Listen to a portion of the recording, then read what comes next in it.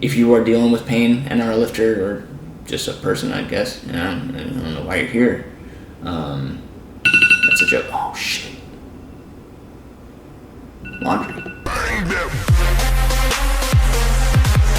Alright, what's up, y'all?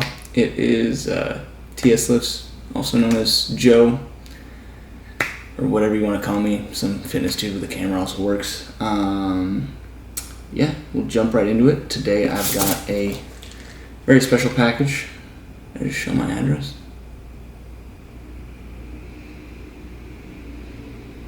Gonna block that out. And it's special because I believe it'll be the key to helping me get through some pain that I've been having for the past 2 years out of my 4-5 year lifting journey.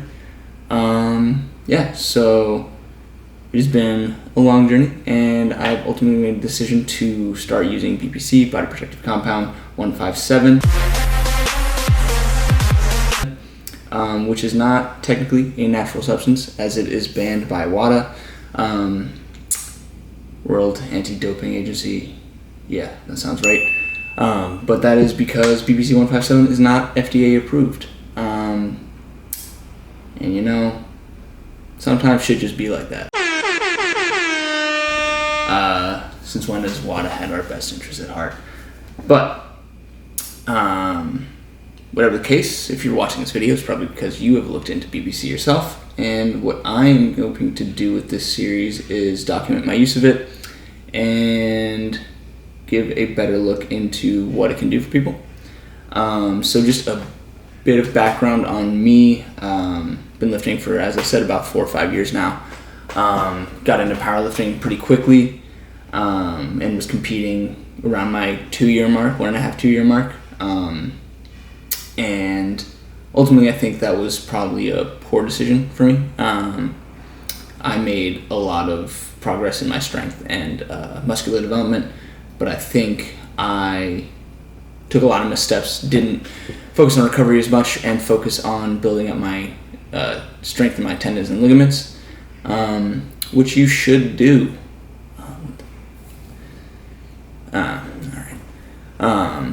Yeah, you should really focus on that. It really helps your longevity within the sport. And after my second competition, I wound up getting some pretty bad pain in my upper left hamstring. And that was in the upper hamstring tendon. I wound up taking time off, and after a few weeks it wasn't going anywhere. Started to see a PT, and made little and no progress. Was working on their PT movements, which was a lot of slow eccentrics, trying to rebuild that tendon back up, and a lot of mobility work, but I really wasn't getting anywhere.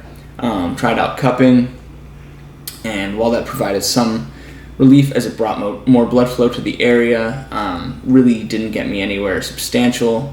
I was still having pain every day walking around. Tried intramuscular massage. Shout out my boy Philip. No one's ever quite touched me the way you did. But that also was just temporary relief. And still sitting here 2 years later with pain every day when I walk. And the pain actually has now wound up in my right hamstring as well, as I had some overcompensation on the right side. So I have had daily pain in my hamstrings for about 2 years. And my options are pretty limited. Last summer I tried a process called PRP, platelet-rich plasma. What they do is they take your blood, spin it in a centrifuge, and get the platelets out, and then they inject that into the tendon. I hate needles, and took one about yay big, pretty close to up the ass, but not like up the ass, if you know what I mean.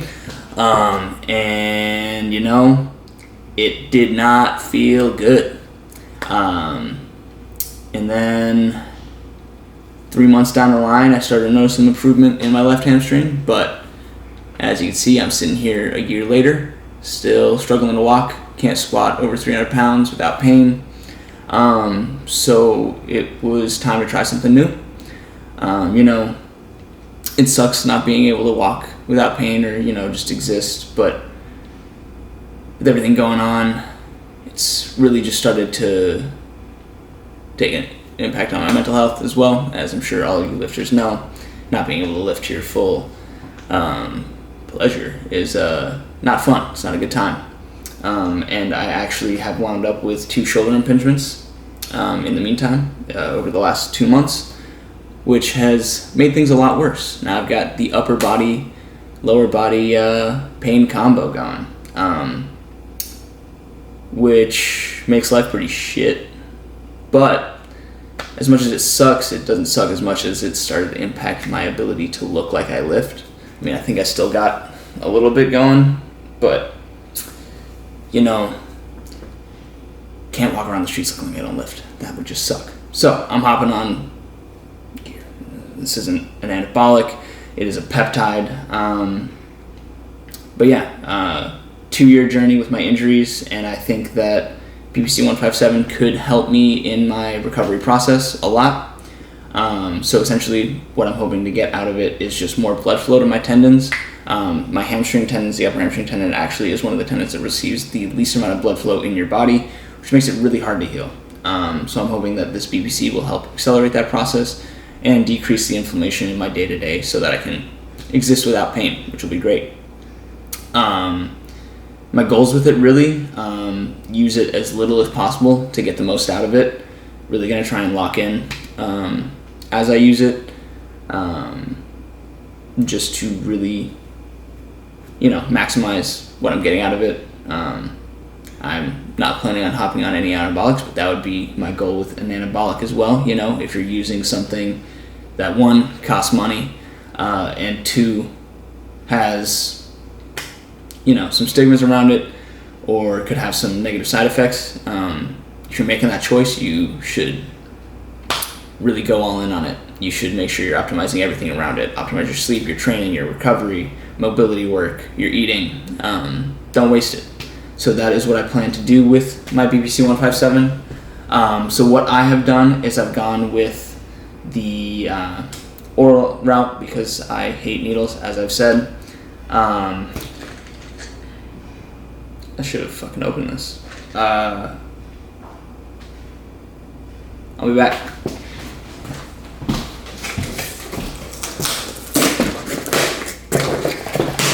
Alright. Yeah. Jesus Christ. I need a haircut. What I have done is gone with a delayed release oral BPC-157. Each capsule is 250 micrograms. And it also comes with, I'm not going to try and pronounce this, but SNAC, which if you read up on BPC-157 at all, you will see online that there is a lot of talk about whether or not the oral route is even worth it. They say it'll help out with digestive issues, but not so much with everything else in your body. However, a lot of people do agree that if you take the arginate version of BPC-157, oh my god, take the arginate salt version and then have that combined with SNAC, you'll get a more delayed response, which should help transfer into more ligament, tendon, and joint issues instead of just focusing on your gut issues. So whether or not that's bro science or not, I am not sure. That's just what I've read. But yeah, so it's each capsule is 250 micrograms of the BPC-157 arginate. My plan of attack is I am going to start with 1 capsule a day. That is a very low dose, especially for an oral route. If I were going to do sub-Q, if I were going to inject, that would be a fine serving. It's a lot more, you get a lot more efficacy out of injectables, obviously. But I'm going to start with the 1 capsule a day for 6 days. I'm going to keep track of how I feel every day, including blood pressure, just do like some mental check-ins. And once I know that my body can handle this well, after those 6 days, I will bump it up to 500 micrograms, which is just 2 pills a day. A lot of people online talk about one of the biggest side effects of BPC being anhedonia, which is essentially one of the worst depressive episodes you could possibly go into. And I'd rather not do that, to be honest. Considering I'm doing this in order to get back into the gym and, benefit my mental health, I'd rather not sink into a worse depression, But that's just me. You do you, and I'll do me. But yeah, I will do some check-ins on that. So measuring progress is going to be those 6 days, see how I feel, see what, I'm reading on my blood pressure, other vitals as well. And then we're going to bump up to the 500 milligrams. We're going to run that for a month. When I run out of this bottle, I will decide whether or not I want to continue with the oral route or try pinning the sub-Q version, going sub-Q with some needles and injecting BPC-157 instead, as a lot of people would agree that is more effective, but I'm going to try this first.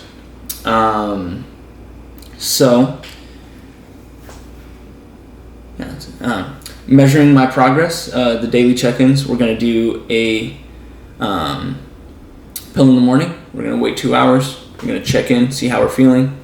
And you won't get the update for the rest of that day until the next day.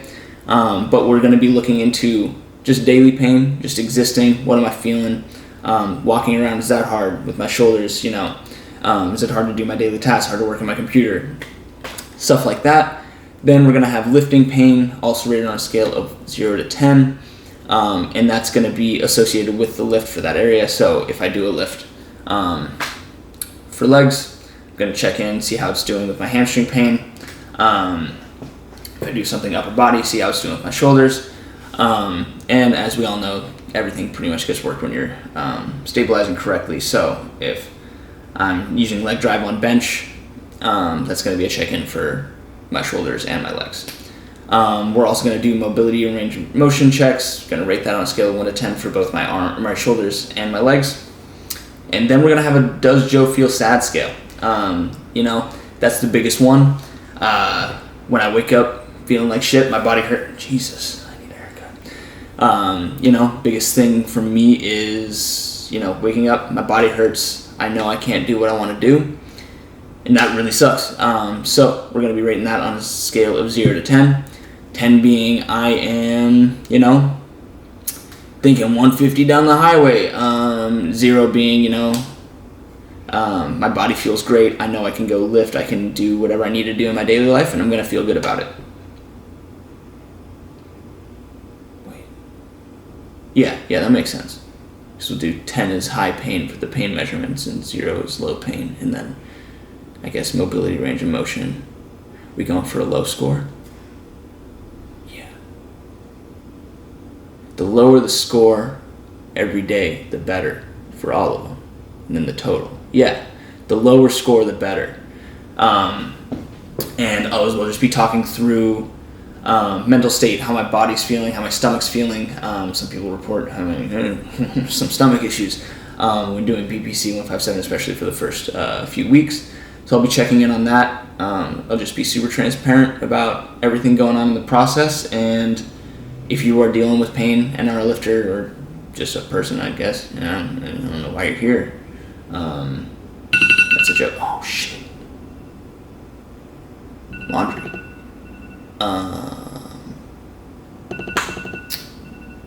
I'll be right back.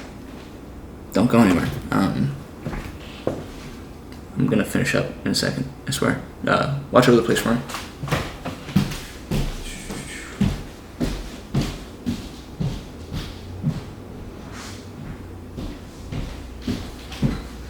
Are you watching?